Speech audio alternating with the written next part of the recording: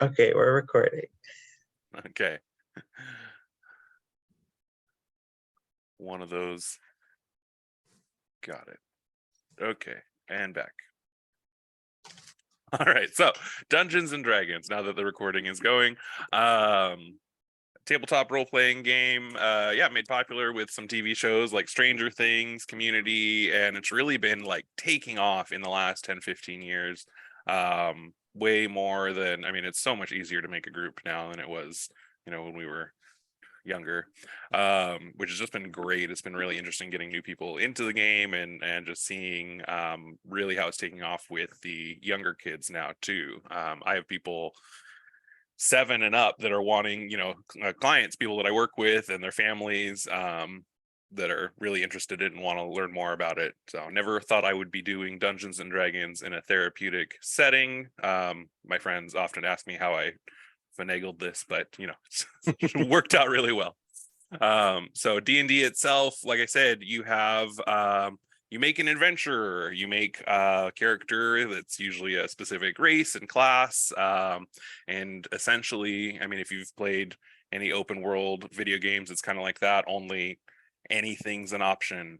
You have the game master, dungeon master, who runs the behind the scenes show, essentially runs all of the people you encounter, kind of creates the world. But and a lot of people think that it is a lot of work to do, but anyone who's actually been on the other side of the screen knows that the players create the world just as much. You can prepare hours and hours of an adventure, and the players will decide to do something totally out of left field and go another way anyway. So you get really good at improv acting. But it is really fun to get together with friends and come up with plans, problem solve. You encounter challenges, encounter barriers, encounter all sorts of things, and it's really interesting to see the problem solving going on with the group. You make a puzzle for them to figure out, and you have an answer, and they find 7 other answers that weren't your answer but that work just as well. And it's just so interesting just seeing what comes up and how the world is created around that. So yeah, quick little D&D. More things about D&D is just the things that end up coming up and how it's used therapeutically we'll get into in a minute, but definitely have a little bit more to say about that. I think I'm jumping around a little bit, something happened with my slide there, but yeah, it's just a way for people to get together, collaborative, problem solve, collaboratively create worlds, create stories, and it really gets a level of engagement in our groups that I think haven't, that is really challenging to get with a lot of the kids that we end up taking in. We work with a lot of people on the neurodiverse side of the spectrum, on the autism spectrum, not only, but a lot of the kids that end up coming in are on the spectrum and are learning social skills, learning collaborative problem skills, learning how to work with other people, and how to work with other people and work through the frustration of working with other people. So that's been a really big part of what we're doing at Wolfpack. And so then I'll pass it over to Colton. Yeah, so there's a little bit more on the history. Like Evan said, Carissa was she still is at Wolfpack, just with her role. Like Evan said, she wasn't available today, but she started the group back in November of 2018. And really it's been going ever since, with the exception of about 1.5 years that we paused during COVID. But yeah, and I think one of the biggest things is, like, when we're thinking, like, when I think about the question of like what are we're using to work with kids, or like concerns around if the game is too violent, I think is kind of like the first concern that oftentimes comes up. And I think the beauty of Dungeons and Dragons is that you can literally make the campaign be whatever you want it to be. And so, like, we absolutely still like have combat situations and things like that. but we alter it and edit to make it so oftentimes it's much more like goofy or silly or more age appropriate in some way. So like the last session I did with the kiddos, they they were attacked by giant animatronic Furbies, and that was the combat that we engaged in. Things of nightmares. Yes, and most of the time the combat is pretty typically the like the smallest component of what we're doing, and the majority of what we're really working of where how we're designing the games is to be much more of the role play, much more of the social verbal interaction, because that's really, you know, in the combat sections, I think that is where some skills definitely can be taught for sure, but kind of the way that I see it is like that's a little bit of the spot for the participants to be able to kind of like take a breath, and just like participate, because it's in terms of like the social skills, I think combat's much easier to engage in, and so it kind of gives a little of a built-in break, I think, in the session too. Yeah, usually um combat is run. There's kind of two phases of D&D. You have outside of combat and then in combat, and a lot of the scenarios that you run into, actually, they're combat. I'm pretty sure like 95% of the scenarios usually, that are written into it can be worked around. Like you can avoid combat, which is often, you know, what we're encouraging. Like, how would you do this other than punching someone in the face? You know, right. definitely a skill. But you know, sometimes the kids want their moments of being the heroes, and also having that once you get into combat, all of a sudden there's turn order, there's more structure, more rules, and I think that's a more comfortable place for them to really shine as well, because then they're like, okay, instead of just like jumping in when you feel it might be your turn, you definitely have your turn. You're called on like when it's time for you to make a decision, so that can be a little bit more comfortable structurally as well. um and I think especially when we saw, after COVID, when we started after COVID, when we were able to restart the group again, with social distancing and masks when we first restarted. We still wear masks, but we done not as much the social distancing. We could really tell, even like with the kids who were previously in the group when they were coming back, the way that their social skills and their ability to engage and connect with each other had really been negatively affected. And one of the things, like, and I'll get into a little more of the details of this, but kind of generally speaking, one of the things that we generally were seeing is that over time, like it kind of starts off with when the kids get there, before a group, they're silently on their phones, separated from each other, not interacting, and only after a couple of sessions that do they start to like choose to engage socially with each other, even without, any of us as service providers there, just as they're waiting in the waiting room, and like more actively just like being friendly and engaging with each other. um Kids started showing up an hour before just to sit in the hall and play Magic the Gathering or play card games before the actual D&D group. It mhm. started becoming a thing. We actually had to ask them to move to a different place because they were right in the hallway, but we're like, we'll give you this area to hang out in if you want. But that was Yeah. really interesting to see. um I think ready for the next slide, Evan. So yeah, so here's some of the kind of just bullet point listed and examples of some of the skills that we're able to work on with D&D. Probably something I should have said a little sooner is that one of the important components of this, I think, is that, all of the participants in our group have their own individual therapist. Sometimes it is me, so like I'm their individual therapist and the group, one of the group facilitators, but sometimes it's another therapist as well. And so when they're, making a referral to the D&D group, part of their treatment plan, and so we're actually able to literally connect, like, you know, D&D can teach lots of different skills, but also as a kiddo is coming into the group, we're knowing exactly like these are the specific skills for this particular participant that we're wanting to be focusing on. And so we have that information, and that allows us to, build campaigns that kind of can touch on those kinds of subjects. And then just in the moment, as we're improving and moving through the narrative and the game, create those kinds of situations. So that way, everyone is able to kind of like practice some of those specific areas that they're looking to get some support in. A big place where I see a lot of improvement across the board for everyone is just like self-regulation. The kiddos' ability to self-regulate increasing after participating in D&D. And there's a couple of reasons for that. I think the big one that I've seen is that they have to, the dice roll is what determines what happens. And so it that frustration of just like luck not being on their side and rolling poorly and not being able to do what they want to do, like using the game as a way to support them practicing skills, to work through that frustration.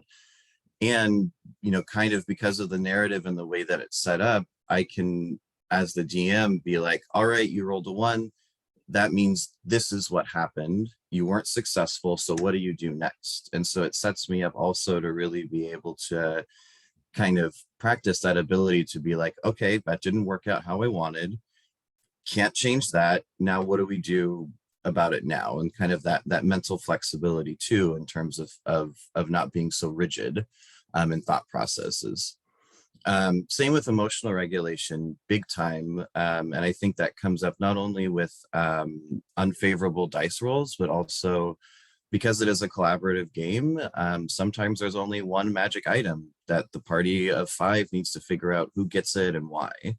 And so that kind of problem solving and collaboration, and for those, we usually really try and kind of take a step back and let them work it out on their own. And if they're not able to, then kind of add in some like criteria to like think about. To criteria might not be the right word, but kind of we really try to avoid making the decisions for them, and instead kind of giving them like, okay, well, here's a way that you could evaluate this decision and measure like who makes the most sense to have this item, and stuff like that. And so I think that by virtue of some of those kinds of interactions, we see a lot of emotional regulation practice, a lot of kiddos or participants having this moment of like real frustration, like needing a moment to like, and like figuring out what to do with that in the moment. See a lot of that. And then it also helps with the idea, I think, of that like thinking before you're acting and that impulsivity.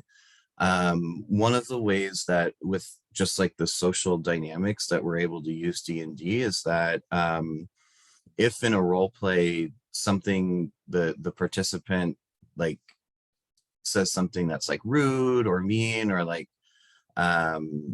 just isn't like handling the social interaction in a very, very good way, we're able to basically say, okay, we're going to stop this and rewind. Let's talk about like what didn't work so well there and what could have been done differently if your objective was thing X. And it makes it so it's like a real low stakes, because it's just a game, and so we can just rewind time and have an opportunity to do a do-over. And so even in that, it kind of helps with that practice of even like that social interaction didn't go as you wanted, and then helping them kind of evaluate and analyze what was going on there. I think another big skill building thing in that frustration tolerance and the just working together. I mean, these are a lot of the youth that we work with are have need to develop turn taking skills, being able to wait for someone else, and I think just the patience. And if you've played D&D before, you know that like while combat is very structured and ordered, you have to wait for 3 or 4 other people to take their turn before it's your turn. And so that, I think that waiting is where a lot of I have several have had several clients and have currently in the group and that I work with individually, and they go to the group, and that patience aspect is just one of their biggest challenges, and that's where we've seen a lot of growth as well, because they like at first are getting very frustrated, but they know eventually it will be their turn, and then that feels really good, and they liked that, and they understand that, okay, other people need that too, and then it comes back around. And I've just seen over the years so much of that, like just patience for letting other people do their thing before getting angry at them for taking too long on their turn. That's been really developed as well. And I think too, D&D, like just as like the game itself, and then even like thinking meta, like outside of the game, the way that we run it, we really rely a lot on kind of like the idea of natural consequences. And so like kind of taking as like a specific example of what Evan was just saying, like in the past, I'm thinking of a client that was in the group that would do things like, because you might have to wait, like in combat, it might be like 5 minutes in between from when you end your turn before it's your turn again, depending on what's going on. But it's not as though it's like 5 minutes. For those who aren't familiar, it's not as though nothing is happening. It just means that you're not the focus of attention for 5 minutes, and you're just listening to other people share what choices they're going to make. And we had a participant who essentially, if it wasn't their turn, was just like completely checking out. They would leave the room, kind of just sit outside, get on their phone, and just not engage or pay attention. And so part of the way that we responded to that was like the natural consequence was, once it became his turn and he had all these questions about like, oh, okay, well, who did what, and which monster is still there, and like all those kinds of things. There's kind of the natural consequences. Well, you weren't paying attention, you weren't engaged, and so we're not going to give you that information. Part of D&D is listening, and so it's important to listen to the other participants. And then also using time before and after the sessions to then like debrief and work with them, like what is making it difficult for you to focus, what are some strategies that we can try. And so it's as an example of what Evan was just saying. And when I think back at that particular person and client, and kind of like how their growth went, it switched to, maybe they weren't totally engaged, but in other people's turns, they were at least staying in the room. And so they were catching more and they were listening more, until by the time that they finished the group and they graduated, they were able to stay engaged in other people's turns, and really successfully collaborate. And I think the key to that is that it's the self-regulation of like, it's not about me, it's not my turn right now, but I'm still going to show the respect and interest in what the other participants are doing. That sometimes is really hard when they're first joining. So Colton, I'm seeing we have a question about kind of the other side of that. Yeah. When people take too long on their turns, what do Yes, we do. Yeah. So on the flip side, people who are taking too long on their turns, or kind of one of the places, and I think I get to this a little bit more but later, but one of the places where this kind of shows up is often like with confidence sometimes, and just not feeling very confident in the choices that they're making. And so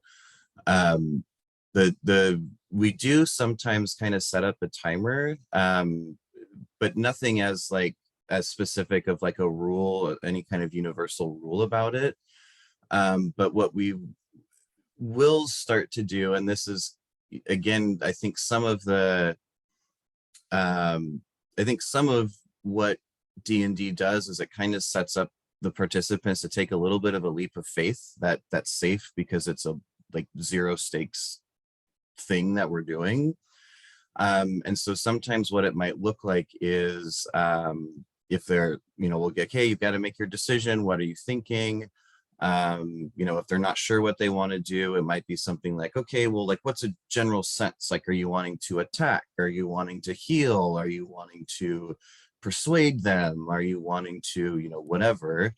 But if they're still having a hard time, or if it starts to become like a consistent problem, oftentimes what we'll do is kind of like in simulating real life, it will be like, all right, you have 30 seconds to make a decision here. And if you don't make a decision, next person's turn. And so part of what that is that what I've seen some of that do is, of course, it's like incredibly anxiety inducing the first time we present that with some of the participants.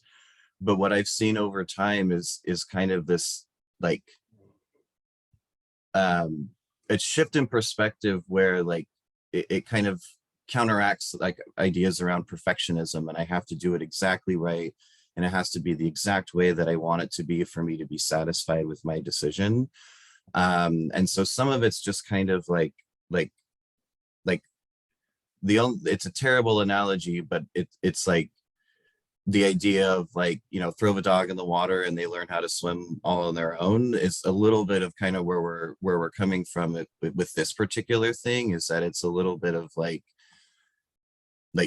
sink or swim, except for we're there as floaties, so there's no sinking that's actually going to happen. And before you get to that point, like before you get to the point where you're setting the 30 seconds and that anxiety is kicking in, you know, I think it also depends on why they're taking a long time. If they're taking a long time just because they want to take a long time on their turn and they want to do all the things, that's one thing. But we get a lot of kids, you know, they're in there for, you know, challenges around executive functioning, challenges around ordering tasks, and so we, you know, you do a lot to guide them through that and build those skills. And then for the ones that just want to take up all the time, that's, you know, that's when you set in the time limit too. But you know, Mhm. it's definitely you work with one until it gets to the point it's like, okay, you can't do this now, you got to jump, you know, even if it's not perfect.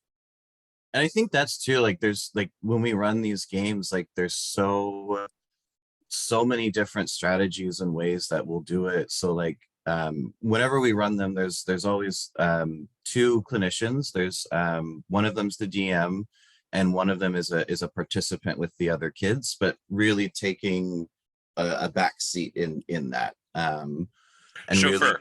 yes, really kind of acting more as like if there's a lull and like the group's kind of needing some help to kind of move forward.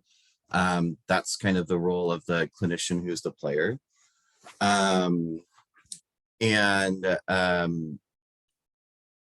like so for example, like in a combat, maybe we'll do it in a standard way, or maybe it's an ambush. And so just because for everybody involved, I'll say you have 10 seconds on your turn to pick what you're going to do, because it's a surprise, it's like a surprise attack.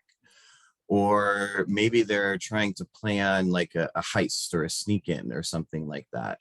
And so then me as the DM, I'll actually like leave the room and let the clients and the clinician who's still there like plan, like take 10 minutes to like make a plan and an idea to figure out, okay, how are we going to work together to sneak into this place or whatever. And so depending on what the situation is and like what some of the skills are that we're trying to work on, we can really adjust like any part of how the game operates to fit with it.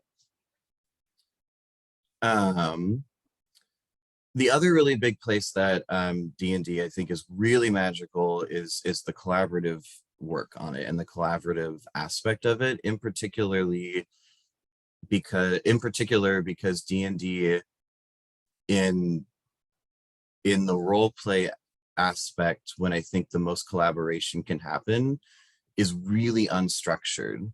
And so in D&D, what we're able to do is support the kiddos,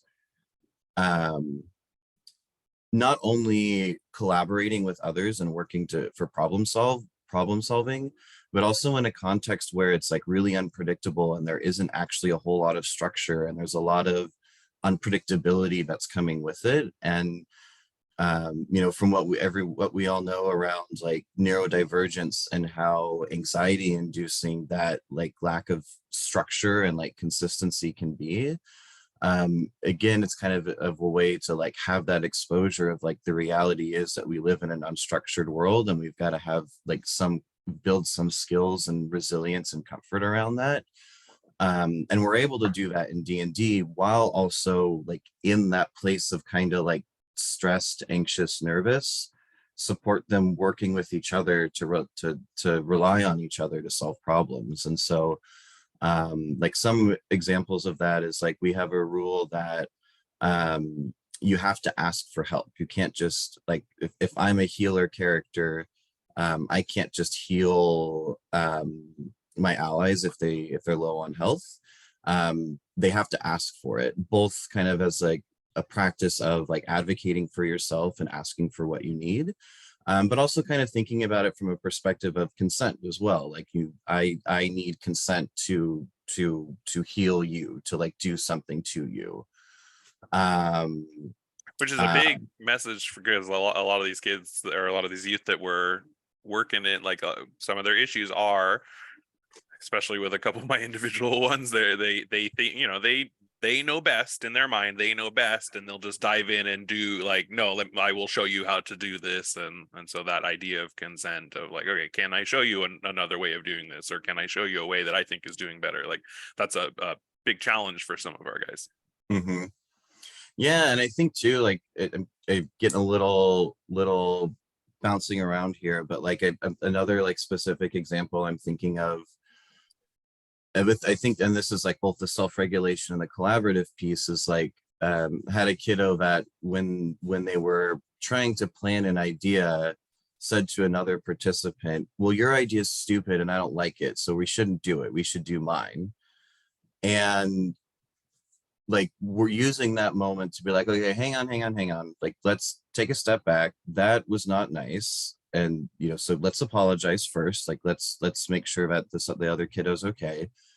And then we took a step back and it was like, okay, client, it is totally okay that you did not like the idea that's presented and you have an alternative idea, we love that, but the way that you just said that was not nice. And so working through with him to like help him be able to say the same, essentially the same thing in a much nicer way, so that he was able to communicate, I don't like that idea for this reason, I have this other idea, what do y'all think about that? As like, so as like an example of what some of that looks like in action. And then, like we said, there's also just generally speaking, we can use D&D to practice all kinds of skills with individual therapy. Um, some like other ways that we've used it to support clients that I don't think are necessarily captured in these bullet points are like, had a client I was working with around like self-confidence and identity, and really in high school, closeted gay kid, and talking about how he felt like creativity was inherently seen as gay, and so like he couldn't do D&D, he couldn't be creative and engage with it, because he was so self-conscious of someone like identifying him or outing him or something like that. And so through D&D and just like giving him the space to engage in that creativity safely, and really express himself, it really helped him to move from a lot of the social anxiety he was experiencing that prevented him from connecting with his peers, to ultimately deciding that it was safe to come out and starting a D&D club at his own school, because now it's like, okay, I can do this, and like I've got the creativity, and it's not a scary thing. Another client we're working with, really struggles to engage in any kind of media outside of a book series called Wings of Fire. And so is in like all that she wants to talk about is dragons. And so very quickly in making her D&D character, she made that one of the playable options is called a dragonborn, which is basically like a a lizard, a human lizard, basically. And you know, they were basing this entire character off of yes. They were basing their entire character off of a character from Wings of Fire, and we're really struggling to use any of their own creativity. We're really struggling to engage in the game because they kept trying to like turn it into this book series. And so what we did in game was it very random. they were doing frog racing, and she grabbed one of the frogs and pet it and like touched it and stuff, and none of the other players had yet. And so I like, this is kind of like an example of like in the moment seeing an opportunity to practice a skill, or practice something. And so, her character was like handling this toad, and none of the other players had done it yet. And so I essentially, what I said was, this was a magic toad that changes your race when you touch it. And so we just rolled a d20, and then they got the worst possible choice for them, which was they became a human. But then it forced them to move out of the wings of fire, all of that stuff, and really instead, now that they were, the same character, but just a human, they weren't able to, they had to engage in the game more, and they started to engage in the game more and using their own creativity. And it was only like 2 or 3 sessions later that she came to us and said, all together, I just want to make a new character now, realizing like I just made a Wings of Fire character from this book, and so can I make another one that is more like what I want it to be? And so yeah, so those are like some other examples of different skills or ways that D&D, that we're able to use D&D. Evan, what's the next slide?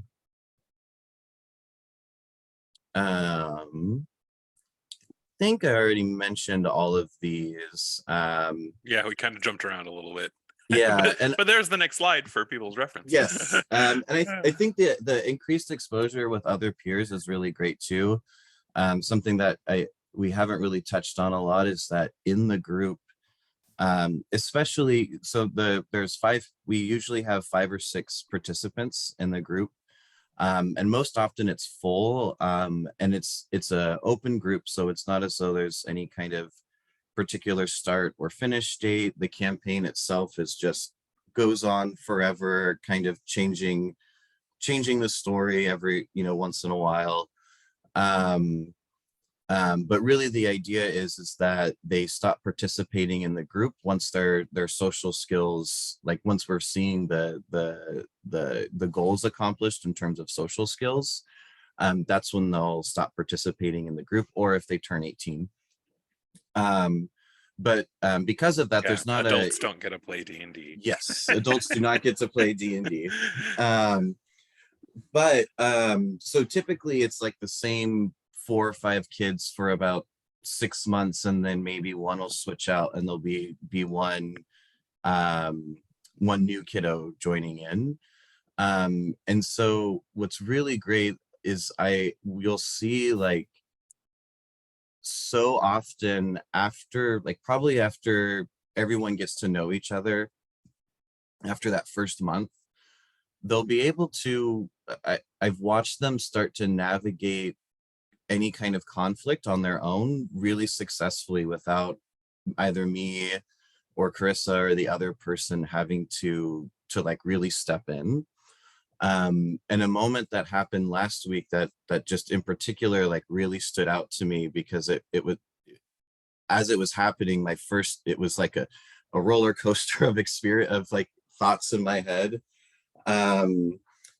We have one of the participants in our group identifies as a trans masked person, and another group member really struggles with pronouns, not out of a place of bigotry, but out of a place of, I don't care about other people, so why do I care about other people's pronouns? Like, it's more of a perspective taking thing, kind of going back to what we were saying about like, if it's not my turn, I'm not paying attention to the game.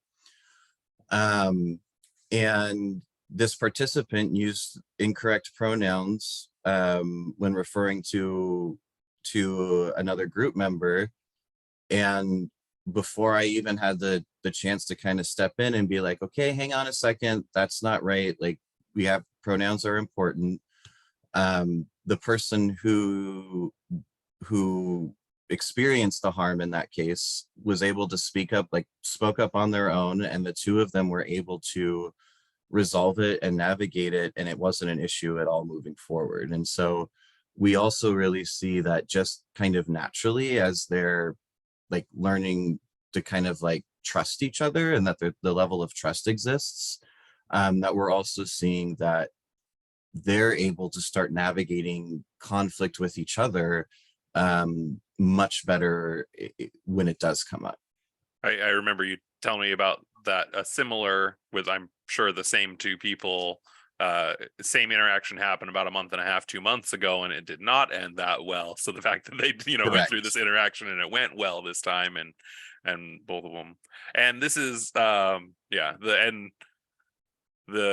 one who is not interested in using correct pronouns, and he doesn't care, but he does want to interact with other people, does want to, but finds a lot of the things you have to do to interact with other people tedious. And so it's like, well, this is part of the learning. It's like, none of these are like hard and set rules like you have to do this. It's you have to do this if you want to continue like engaging with these other people. This is what it is to build that relationship, and that's definitely one of his challenges.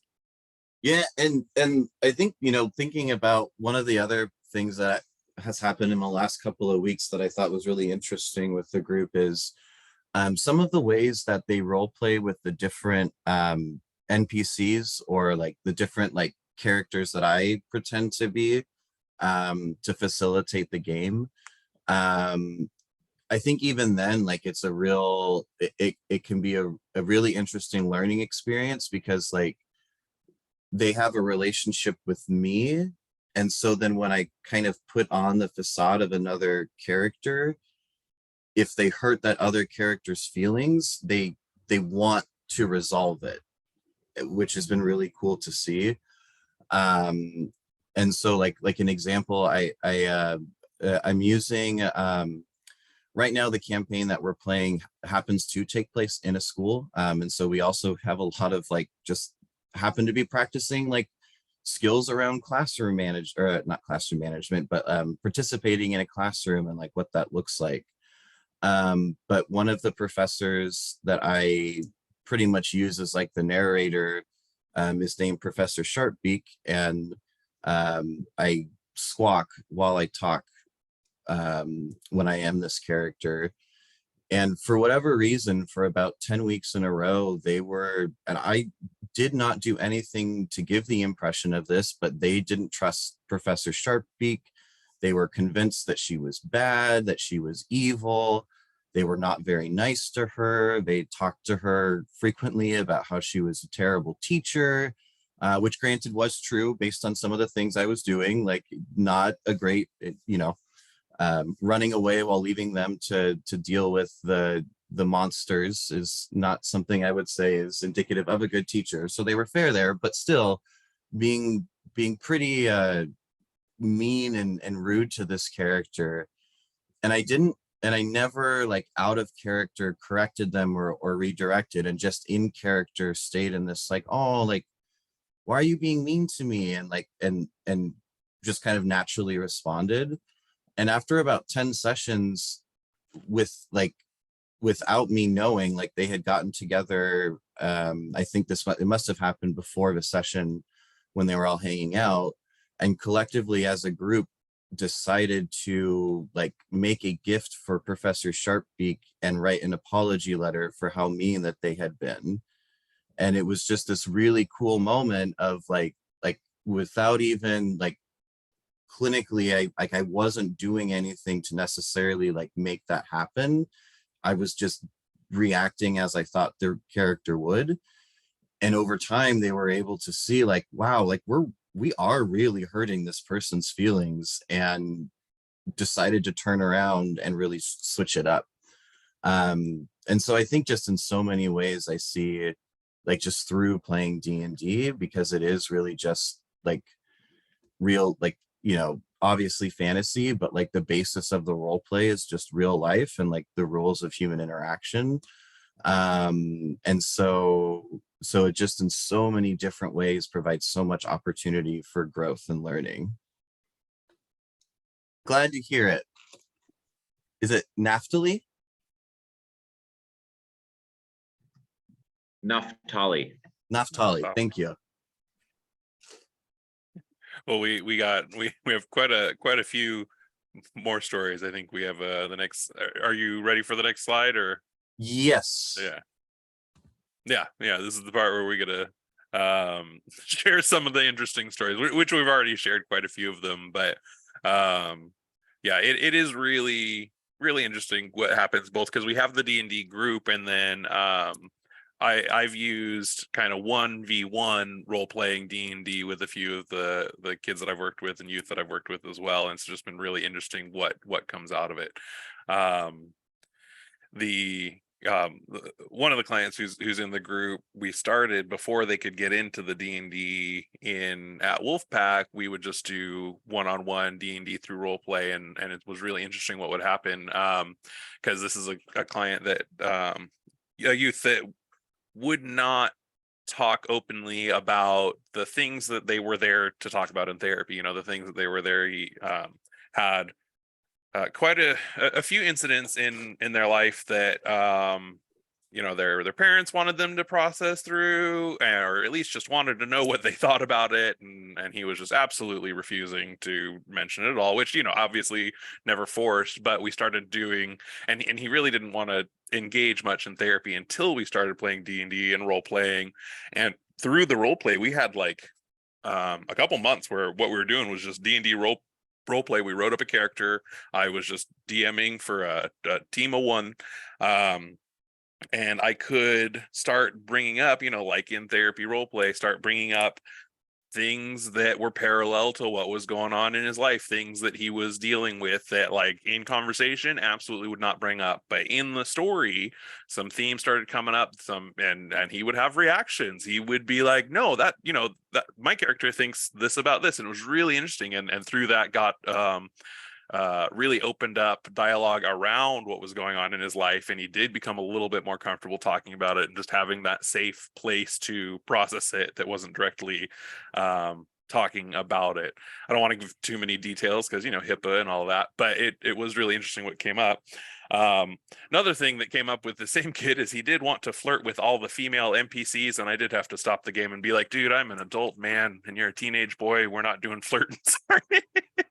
He would, he'd come up, I'm just like, so that was one limit we had to set. And I'm like, I know we're in the role-playing game, but yeah, sorry, we're not flirting with every single female NPC you come into contact with. So we did have to have a little meta conversation about that.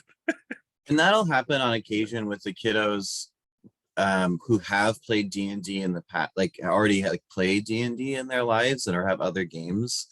There are definitely like certain aspects where in our group we'll just say like, nope, that's not happening, and there might be some arguing like, well, but in my game, or when, it's like, yep, that's great. And we're like very clear in the moment, like as we're playing, maybe I don't know that it's necessarily said every session, but every once in a while there'll be like a complaint around like something we're asking them to do isn't fun or whatever. And we'll just remind the group, well, like, thankfully we get to do it. Like, we're here to practice social skills. Thankfully, we get to do it through this fun thing in D&D. But yeah, I know that this isn't exactly how the rules of D&D work, but this is what we're going to ask you to do anyways. And so like a really common example in that is like social skill checks. So for people who aren't familiar, there's a system in D&D where basically you roll a 20-sided dice, and depending on what you roll, it kind of determines success or failure. And there's like social stats where it'll be things like how good you are at persuading someone, how good you might be at intimidating someone, doing a performance, sneaking, whatever it might be.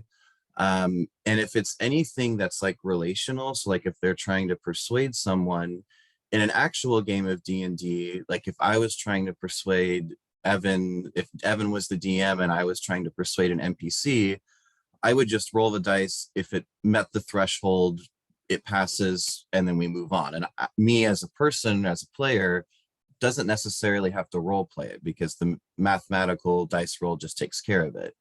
In our game, we don't allow that. And we'll say, even if you rolled and you passed it, that's great. but we want to know, what did you say? How were you trying to persuade them? What were you trying to do here? And even if they rolled successfully, if they give us an answer that like clearly is not correct in terms of like, I was trying to persuade this person to give me their freshly baked pie, and so to do that, I punched them in the face. We're gonna say, yeah, don't care that you rolled high enough. Try again. Like, what? How would you do this?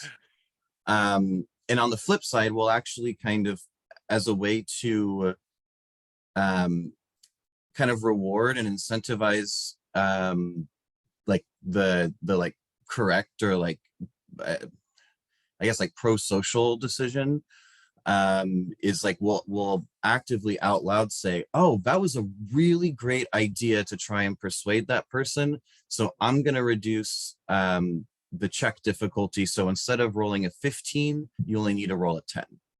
Or it might be the opposite and say, wow, like you are like, same example, you just tried to persuade someone to do something nice for you by yelling at them. That I don't think is going to be very effective. So the roll is now even harder, because now you've scared them, and so they're less likely to do what you want. And all of these things might be run differently, like in a social D&D game, you know, like if you're playing just with your friends, like, oh, you might say, well, if you're yelling at them to get that, then it's just intimidate, not a persuasion. But like one of the differences is that we're doing this for skills building, so it's a lot more in that way, more directed towards you know, there is you know, things you can and can't do, and there is a goal, like as far as like what you're trying to, or how you try to achieve it. So it's a little bit more directed than maybe like I would play in my casual Yeah. games. I think one other thing too, like, and this is less specific with the group, but just our like this specific group, but just like using D&D in general.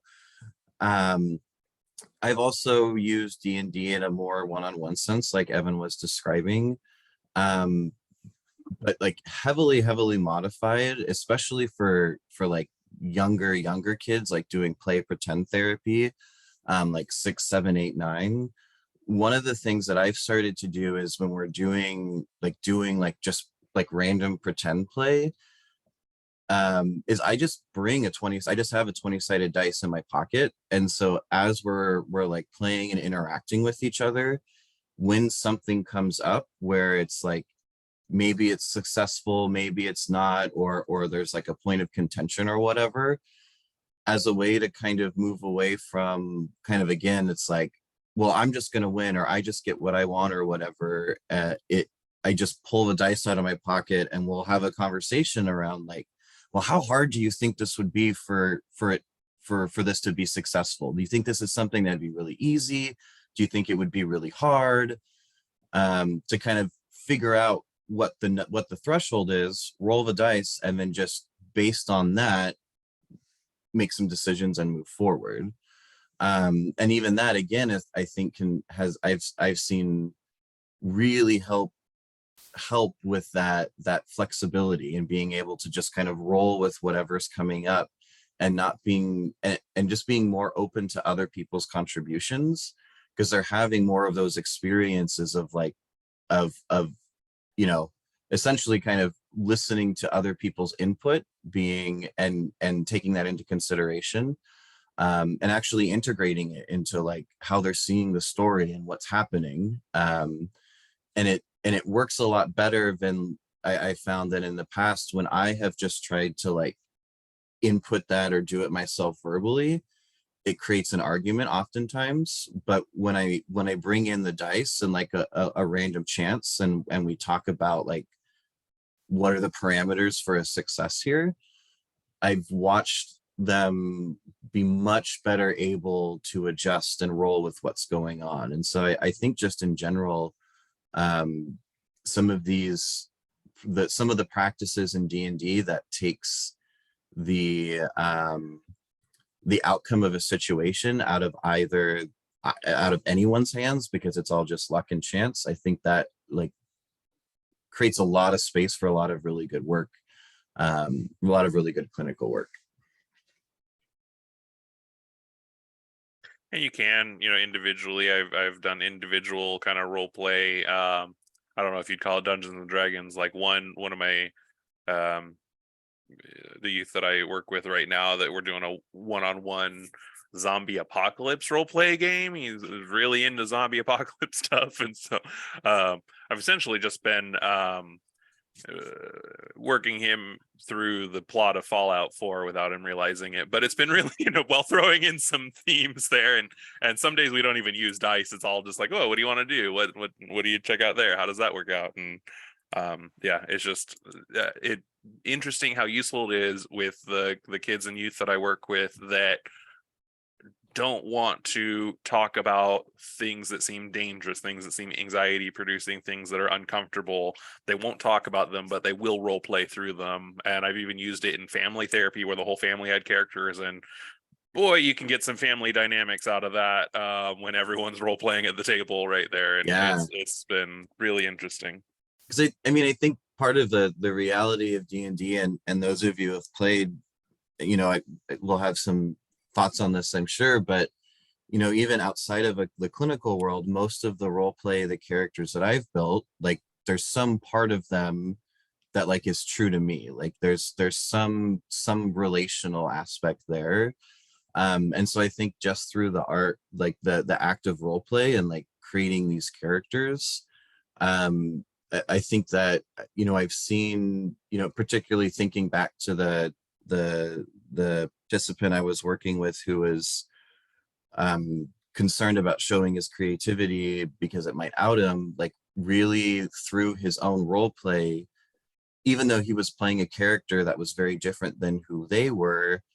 In our individual sessions, he would talk about how, like, through playing this extroverted character that he had created that was like very eager and did not see, like, understand social cues, and was just like very much like the way he played it was like he would kind of get right up in people's faces and like be very excited, like, hi, nice to meet you, my name's Venti, what's yours, and like stick his hand out and just like be really excited and kind of awkward. Not at all who this participant was, but in our individual sessions talked about how by practicing that role play and having that space to do so, he was able to take some of those aspects of that extroversion and that confidence to just like kind of be a little outgoing. And now he talks about, like, of course he's like, I'm not all of a sudden an extrovert, I'm still an introvert, but now I have the skills to be social and to be outgoing, and I don't feel so weird about like just walking up to someone and introducing myself and starting a conversation with another kid in my class or whatever. And um so yeah, I think just like through the role play and like playing another character, there's still, I think, parts that might be hard for the client to like recognize or work with, like Evan was saying, really come up in the role play just through the character that they're creating. Kind of gives it like a degree of separation, so it's safer to examine what's going on in a way in the role play in the game. So I don't know if you, oh, we read each other's mind, Evan. yeah, I I was was gonna just thinking, say. I was like, I think we're at about the point where we open it up for questions, comments, anything come up for anyone.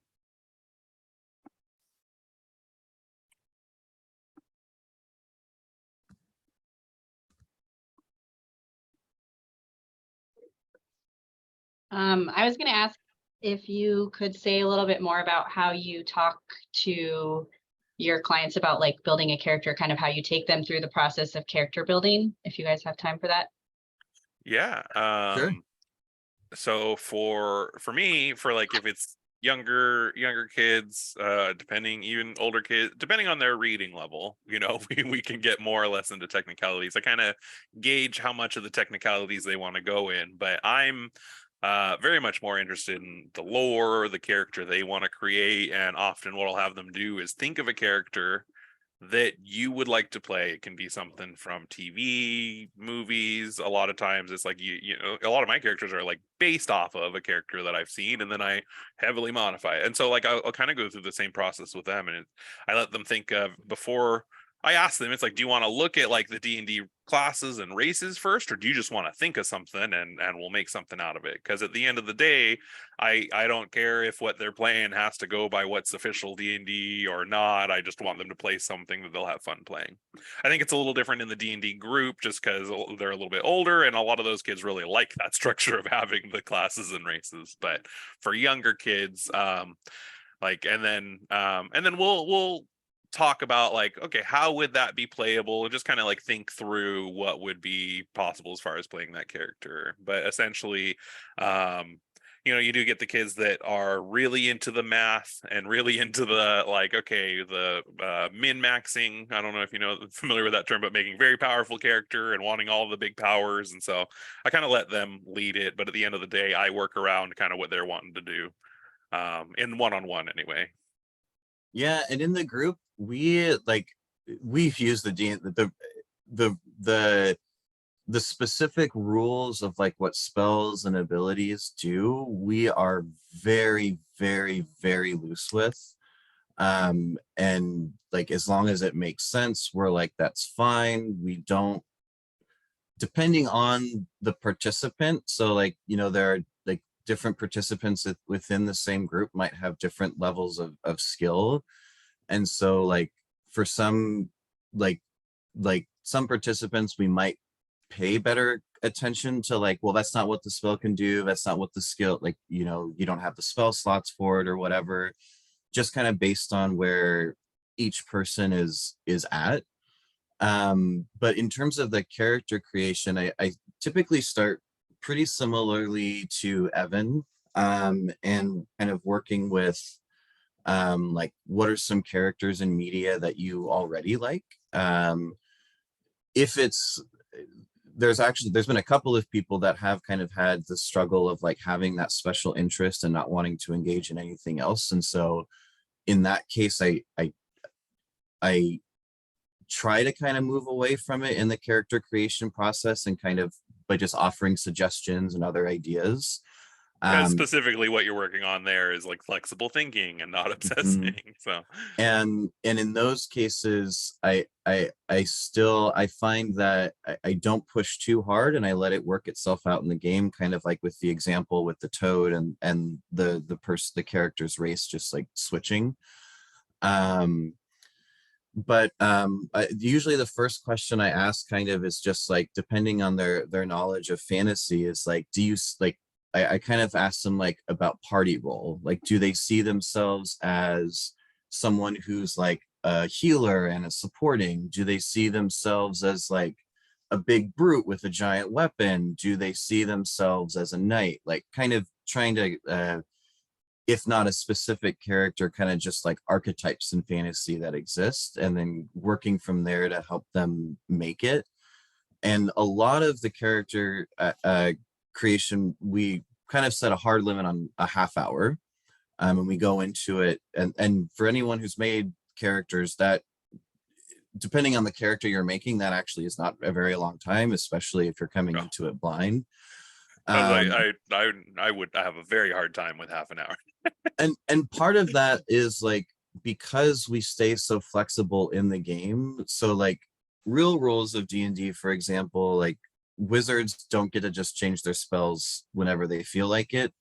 In our version of D&D, as to kind of get around like getting bogged down in like some of the details and having to pay attention to what's in your spell book, and for druids and clerics, like, what spells did you prepare today? And like we kind of just move all of that away, which is also part of what helps the character creation process go faster. But a lot of it is I kind of just tell, it's a lot of encouraging and kind of like reminding the participants that like, basically a lot of like, it's good enough. Like, we're never going to make the perfect character. Well, you know, you're going to keep creating this character and their background and their personality as we're playing. And I think, you know, just I really kind of moving away from getting really granular and trying to make perfection happen, and really just moving more generally to like, no, this is great. This is like, you've got a good start here. Let's just jump into it and go for it. And so, so that's kind of what the character creation looks like. And so I really use that, because there are so many details to get bogged down in. I use that as kind of practice to not get bogged down in those details. Do you, and because it's been a little while since I've joined in with Wolfpack's D&D group. I used to join in and run it, but then I went a different direction. But so do you do like the character bonds and flaws and all that in the group?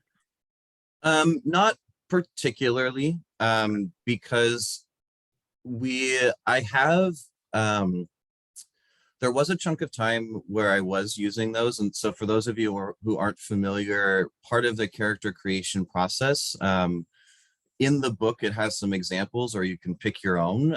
But the idea is that you're actually even in making your character, you are identifying like flaws in your character too. So like, you know, some of the, just like off the top of my head, maybe your character's flaw is they're scared of spiders. Like they're deathly afraid of spiders. So if a spider enemy comes at them, they're going to run away or whatever. And same with like you also can like talk about ideals. And so you can have part of the character creation process is like picking some ideals or picking some values that your character thinks are important. And there was a little bit of time where I was trying to use those, but at this point I don't really anymore, because I think it's more important to, because what I watched happen was participants start getting bogged down in those details around like, this is my flaw, so I have to stick with it, or this is my belief, so I have to stick with it. And so instead what we do is kind of leave that aspect out, but kind of also keep track of it like just in the back of our head. And so like, it, instead of like it being something super specific, if a person does something that me as the DM just thinks is out of character for the person they're role playing, I'll point it out to them, not in a way of like, you can't do that because I don't think your character would, but I'll just point out like, oh, that's an interesting choice. Like, what were you thinking there? Like, where is that choice coming from? And then maybe like, if it comes from a place that doesn't match like their value or who their character is or whatever, I might ask some more questions there about it. But I think that having the flexibility for those aspects to change makes the session and the skill practicing much better. And kind of as an alternative, what I've started doing is, when I remember, is I start each session basically, it's a different question each time, but essentially the premise is always like, share something about your character that we didn't know before today's session. And so that's a way of like, and we're not like writing it down or recording any of these things, but it's just kind of a way for people to think about like, who is their character? Yes, exactly. Yes, Mason. And so also Dungeons and Daddies is not as inappropriate as it sounds. Also, I'm just gonna throw that out there.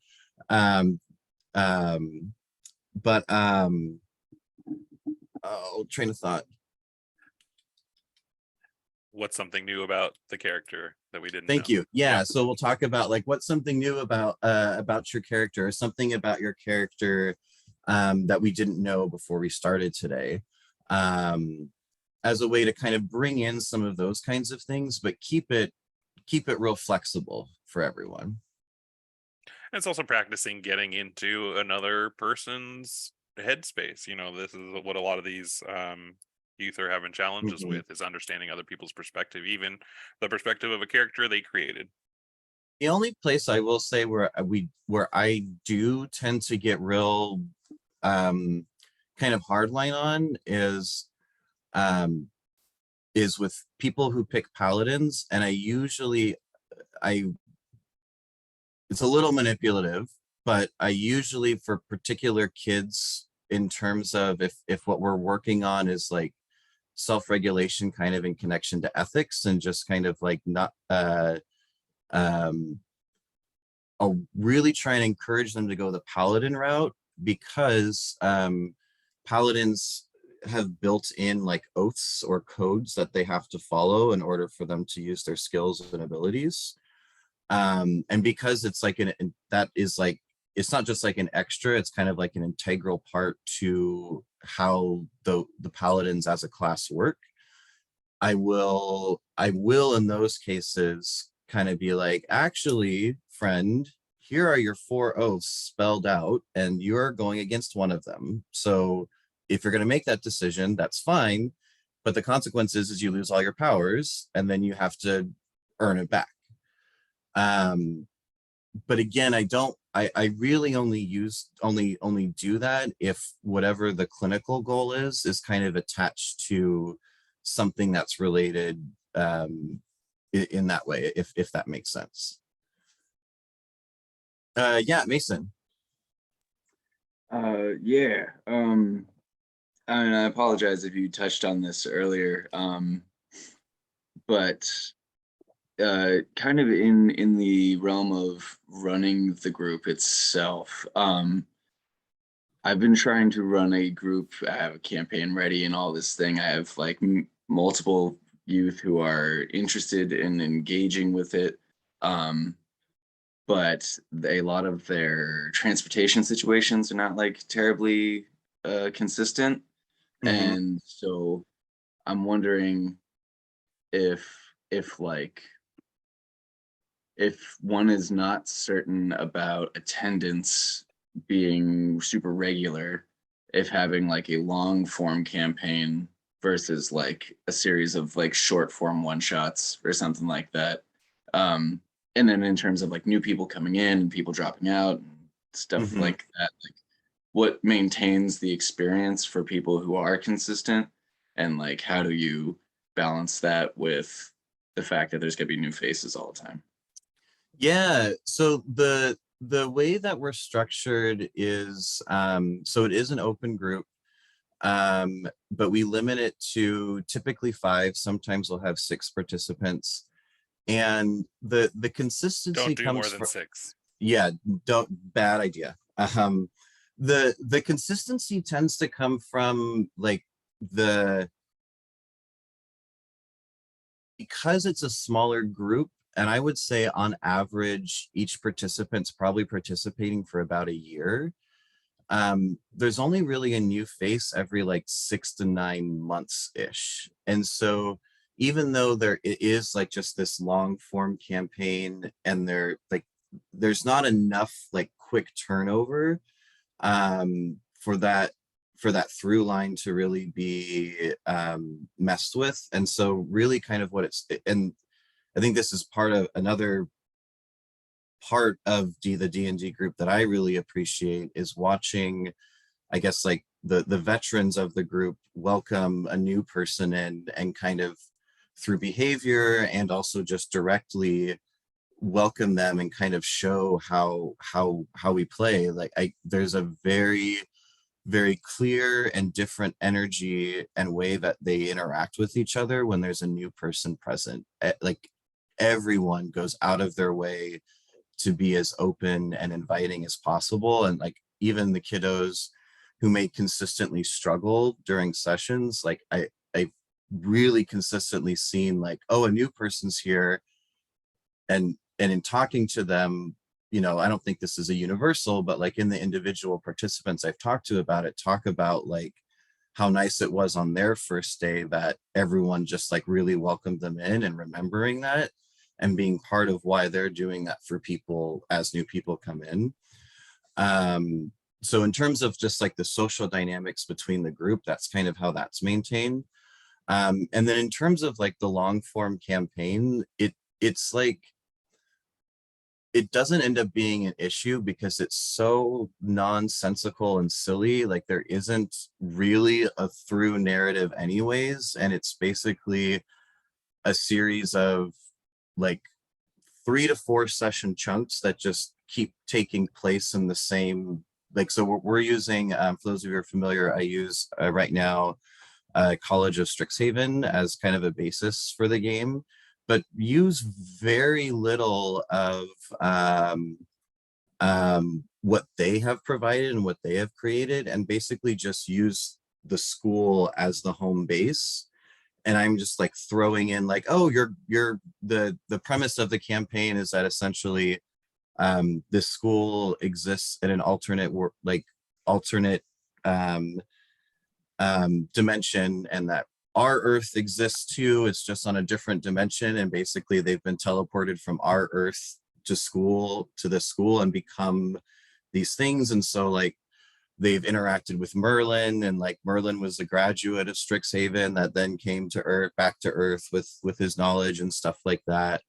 But really, because it's like set up in that way, it's like every 3 or 4 sessions, what was previously happening doesn't exactly matter. It's the same characters, it's the same teachers, the same setting, but it's not like so much of a through line that the continuity really matters, if that makes sense.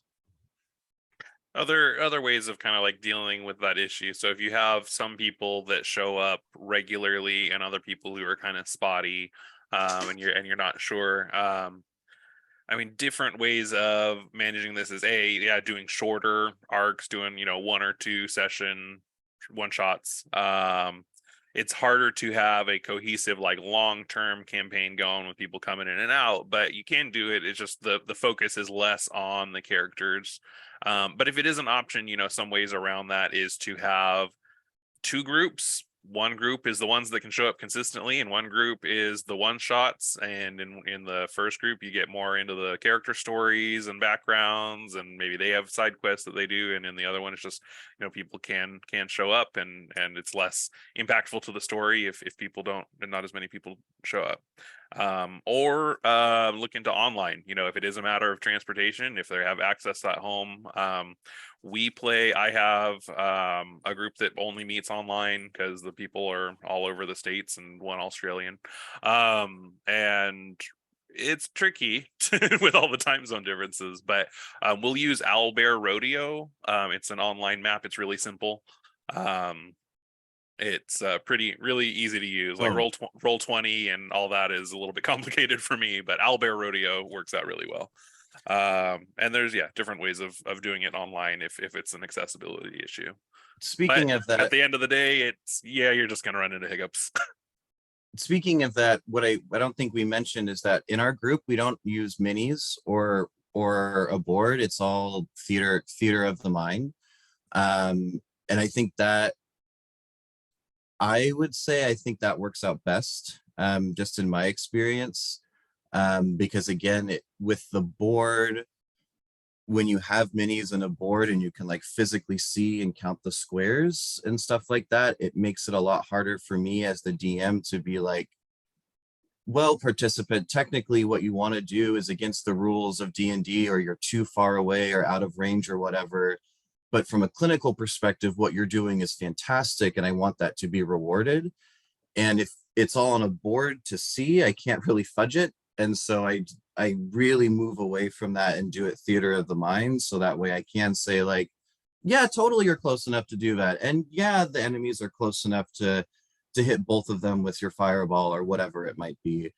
And so I think that from my perspective in running the group, I think that's a really important part, because it makes it so I still have the flexibility to manipulate the situation to achieve clinical goals. Wendy. Hey, I'm loving your presentation today. So I am working on a project. I work in 4-H youth development, and we're planning a weekend geek camp this fall. We're really looking forward to it. I wondered if I could pick your brain about a couple things.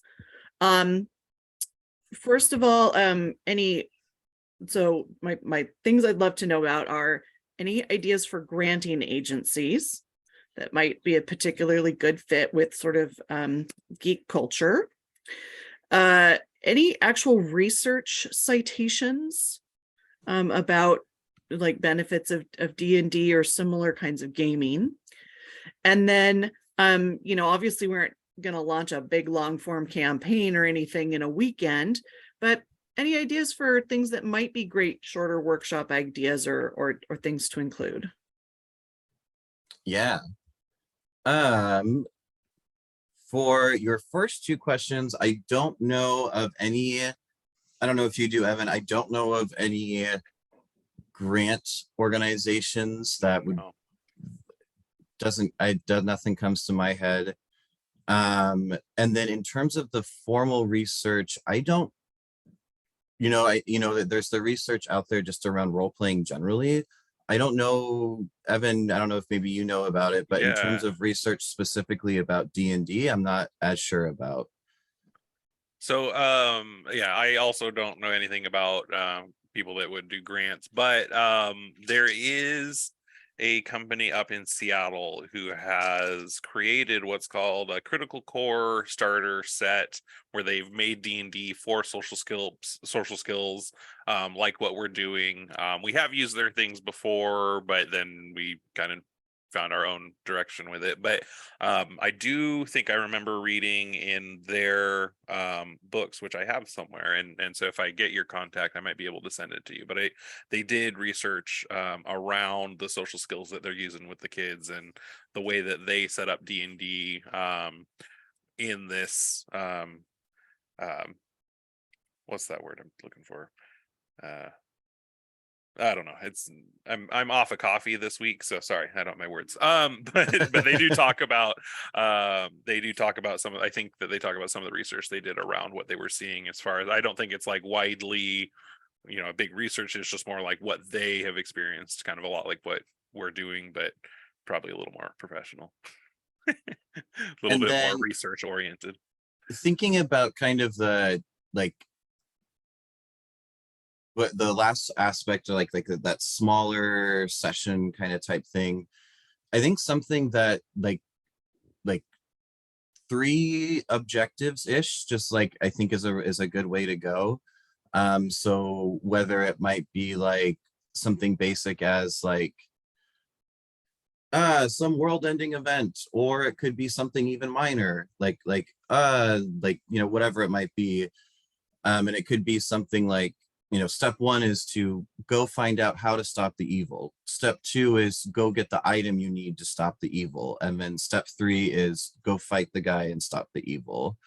One that we've used in the past that I thought was really fun was we created the Svensson family, who has a series of inns all across this made up world. And this is where I think you can get a lot of buy-in too, because basically like I drew a map that had like 4 islands and said, all right, guys, what's this island called? And let them name all of it. And then I took what they said and made that and like went with it. So like they happened to call one of the places Disneyland Island, and I wasn't planning on it being Disney, but then that's what I ran with. And the goal there was they met Sven Svensson, who is the father of the Svensson siblings, who are cursed that as an adult they have to leave their home for some reason I can't remember, and then they forget where they grew up and they can't find their way back. And Sven Svensson wants to have a convention, and so we had to collect all the Svensson children. So it was like Svetlana, like we just kept like playing off of that. But that was what the kind of the way that we separated into chunks was. Like the main goal was to collect and get in contact with all 7 of these siblings, but then we were able to break that into smaller chunks. And like step 1 was to go find the first sibling and talk to them and resolve whatever thing needed to be resolved, to then get them to be able to come back home. Does that kind of help? Okay.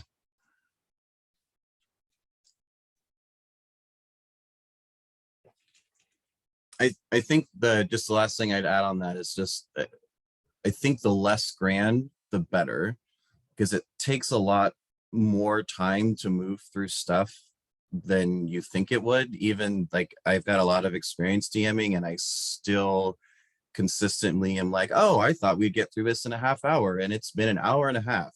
Okay, oops.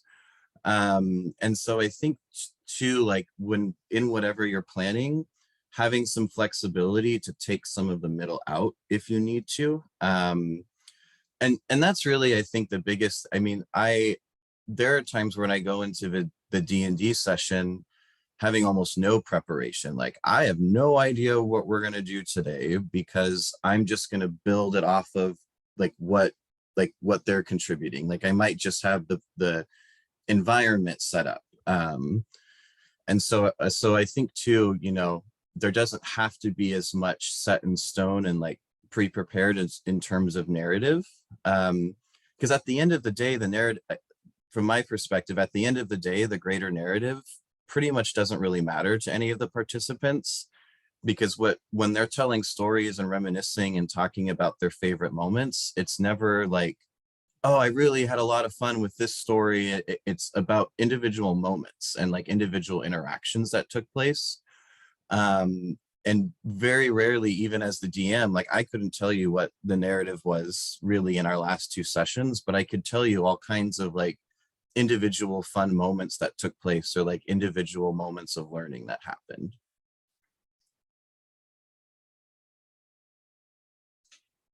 I found that critical core information. So if you send me your email, I can send that to you if you're interested. I'm looking through it and seeing if they put anything about studies, but or research that they did into it. There's a lot of information here. I do think I don't know. Evan, correct me if I'm wrong, but I feel like there is research around using D&D for individuals who are incarcerated and are going to be and are their release date is upcoming.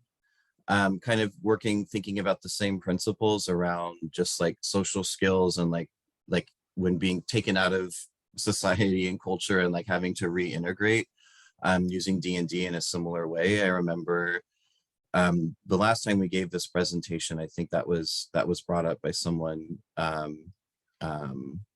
So I think there is research in with that population, but I don't know. But yeah, like Evan was saying, I don't know of any specific with youth. Yeah, that that definitely sounds familiar. I definitely have like heard of a few things, but at the end of the day, any information would be I would just Google it. Yeah. So, but that I've heard of things being done around it, but specifically what we're doing. I mean, we're kind of lucky in that. So the way that Wolfpack works, if we have an idea of like, hey, we think this could work, can we try it out? And they usually are like, right, let's give it a shot, and if it works, we'll keep doing it, and if it doesn't, then it doesn't. And so got really lucky in finding a place that would support groups doing, trying out different things. Could ask Carissa though, she might know more a little bit about that as well. I'm sending the critical core set to you now. You may have to download it. So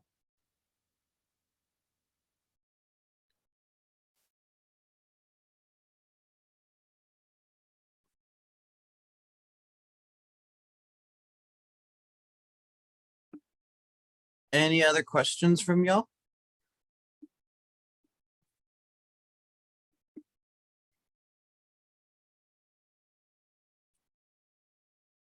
all right, well, cool. Thanks for having us. Yeah, thank y'all for your time. I appreciate it. Thank you for coming. We really appreciate it. And then Carlos will work on getting the recording all finished, and I will try to get that sent out. I know Carlos is out for the next couple of days at a conference, and so hopefully sometime by next week we'll be able to get the recording out for you all. Cool.